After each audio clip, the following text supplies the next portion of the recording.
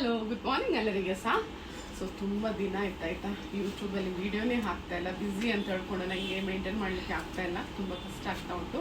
But ಇನ್ನು ಮುಂದೆಗೆ ನಾನು ನಿಮಗೆ ಐಡಿಯಾಸ್, ಓಕೆ, ಮಟೀರಿಯಲ್ ಯಾವ ಥರ ತೆಗಿಬೇಕು, ಎಷ್ಟು ತೆಗಿಬೇಕು ಅಂತೇಳಿ ನಾನೊಂದು ಐಡಿಯಾಸ್ ಹೇಳ್ತಾ ನಾನು ನಿಮಗೆ ಡೈಲಿ ವಿಡಿಯೋ ಮಾಡ್ತಾ ಇದ್ದೇನೆ. ಸೊ ಇದೊಂದು ಕ್ಲೈಂಟ್ ಬಂದುಬಿಟ್ಟು ಮಟೀರಿಯಲ್ ತಂದಿದ್ರು, ಓಕೆ. ಸೊ ಅವರಿಗೆ ಲೆಂತ್ 48 ಬೇಕಿತ್ತು, ಲೆಂತ್ ಟೋಟಲ್ ಸಲ್ವರಿಗೆ ಅಂತೇಳಿ ತಗೊಂಡು ಬಂದಿರೋದು. ಸೊ ಲೆಂತ್ 48 ಬೇಕಿತ್ತು. ಸೊ ಈ 2 ಮೀಟರಲ್ಲಿ ಅವರಿಗೆ ಬರುವ ಲೆಂತ್ ಅಂತ ಹೇಳಿದ್ರೆ ನೋಡಿ, ಲಾಸ್ಟಿಗೆ ಒಂದು 39 ಇಲ್ಲಾಂದರೆ 38.5 ಬರ್ಬೋದು, ಓಕೆ. ಲೆಂತ್ ಅಷ್ಟೇ ಬರುವುದು ಇದರಲ್ಲಿ. ಸೊ 48 ಲೆಂತ್ ಬೇಕಿದ್ರೆ ನೀವು ಸಾಧಾರಣ ಒಂದು 2.5 ಮೀಟರ್ ತರಬೇಕು. ಕೆಲವೊಂದು ಮುಸ್ಲಿಂ ಕಸ್ಟಮರ್ಸಲ್ಲಾದರೆ ಅವರೆಲ್ಲ ಲಾಂಗ್ ಟಾಪ್ 52 ಲೆಂತ್ ಹಾಕ್ತಾರೆ. ಹಾಕುವಾಗ ಅವ್ರನ್ನ 3 ಮೀಟರ್ ಯಾವಾಗಲೂ ತೊಗೊಂಡು ಬರ್ತಾರೆ. ಹೇಳ್ಬೇಕಂತೇಳಿ ತಗೊಂಡು ಬರ್ತಾರೆ, ಯಾಕಂದರೆ ಫುಲ್ ಲೆಂತ್ ಅವರು ಹಾಕೋದು. ಮತ್ತು ಸಾಧಾರಣ ಒಂದು ಬೆಲ್ ಸ್ಲೀವ್ ಎಲ್ಲ ಹಾಕುವಾಗ 3 ಮೀಟ್ರಲ್ಲಿ ಚಂದ ಬರ್ತದೆ, ಆಯಿತಾ. ಮತ್ತು ಸ್ವಲ್ಪ ದಪ್ಪ ಇರುವವರಿಗೆ, ಓಕೆ, ಸ್ವಲ್ಪ ದಪ್ಪ ಇರುವವರಿಗೆ ನೀವು ಸಾಧಾರಣ ಆದಷ್ಟು ಸಣ್ಣ ಪುಟ್ಟ ಡಿಸೈನ್, ಓಕೆ, ಫ್ಲವರ್ಸ್ ಆಗಲಿ ಅಂಥದ್ದು ಸಣ್ಣ ಸಣ್ಣ ಪ್ರಿಂಟ್ ಇರುವಂಥದ್ದು ನೀವು ಚಾಯ್ಸ್ ಮಾಡಿದರೆ ನಿಮಗೆ ನಿಮ್ಮ ಬಾಡಿಗೆ ಸ್ವಲ್ಪ ಸಪೂರ ಕಾಣ್ತದೆ. ಈವನ್ ಸ್ವಲ್ಪ ಸ್ಟ್ರೇಟ್ ಲೈನ್ಸ್ ಇರುವಂಥದ್ದು, ಅಡ್ಡ ಲೈನ್ ಹಾಕಿದ ಕೂಡಲೇ ನೀವು ಸ್ವಲ್ಪ ಇನ್ನೂ ಫ್ಯಾಟ್ ಕಾಣ್ತೀರ. ಸ್ಲಿಮ್ ಕಾಣಬೇಕಂದ್ರೆ ನೀವು ಲೈನ್ಸ್ ಡಿಸೈನಿಗೆ ಹೋಗಿ, ಓಕೆ.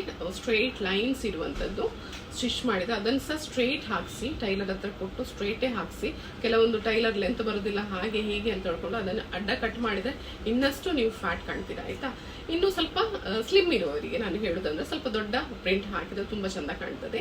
ಮತ್ತು ಲೈನ್ಸ್ ಇದು ಮಟೀರಿಯಲ್ ನೀವು ಯಾವತ್ತೂ ಹಾಕಲಿಕ್ಕೆ ಹೋಗಬೇಡಿ. ಸಪೂರ ಉದ್ದ ಇರುವವರು ಇನ್ನಷ್ಟು ಉದ್ದ ಸಹ ಕಾಣ್ತದೆ, ಇನ್ನಷ್ಟು ಸ್ಲಿಮ್ಮು ಸಹ ಕಾಣ್ತದೆ. ಸೊ ಬಾಡಿಗೆ ತುಂಬ ಎಂತ ಹೇಳೋದು, ಅಂಟಿ ನಿಂತಾಗೆ ಒಂದು ಫೀಲ್ ಬರ್ತದೆ ನಿಮಗೆ, ತುಂಬ ಸಪೂರ ಕಾಣ್ತದೆ. ಲೈನ್ಸ್ ಹಾಕಿದ ಕೂಡಲೇ ತುಂಬ ಇನ್ನೂ ಸ್ಲಿಮ್ ಕಾಣ್ತದೆ. ಮತ್ತು ಮಟೀರಿಯಲ್ ದಪ್ಪ ಇರುವವರಿಗೆ ಆದಷ್ಟು ಟ್ರೈ ಮಾಡಿ ಜಾರ್ಜೆಟ್ ಮೆಟೀರಿಯಲ್, ಓಕೆ.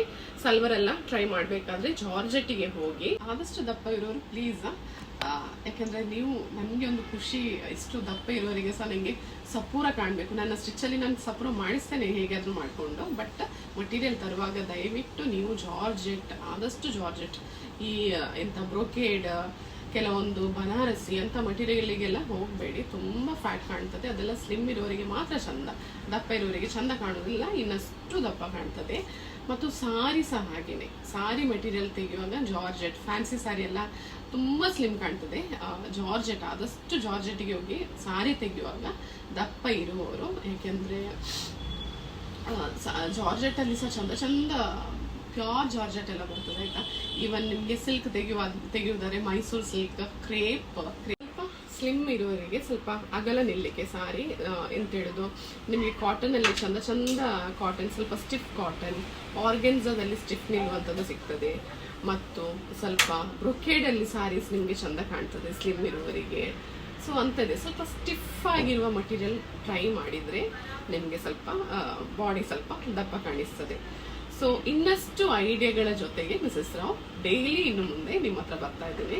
ನಮ್ಮ ಪೇಜನ್ನು ಲೈಕ್ ಮಾಡಿ, ಶೇರ್ ಮಾಡಿ, ಸಬ್ಸ್ಕ್ರೈಬ್ ಮಾಡಿ. Love you all.